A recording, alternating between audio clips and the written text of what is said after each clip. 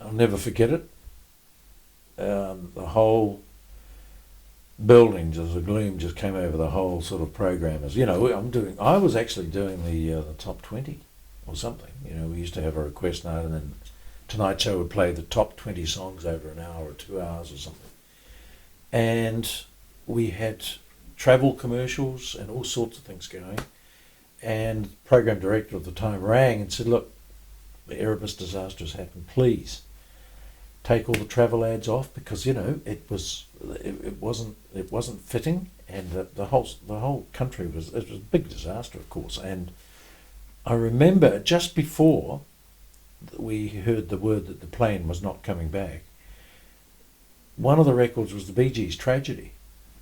It was so it didn't get played, and several others, because you could read into the words of those pop lyrics of those days just about anything, really. So yeah, I'll never forget Erebus. And I was actually working with a technician, and her mother was at traffic control in Wellington, I think, and she was giving updates, and we kind of knew before we broadcast, or before the police allowed us to broadcast, that this plane wasn't coming back, but we kind of knew. And there were people waiting to greet it in Auckland, and I remember crossing over that night to a reporter at Auckland Airport, and boy, oh boy, it was pretty sad. These people just knew there was something happening. And then as time went on, the whole country started to realise, of course, that this plane has run out of gas. It won't, it's been gone for so long, it won't make it back. And yeah, Abbotsford was another one. Abbotsford was that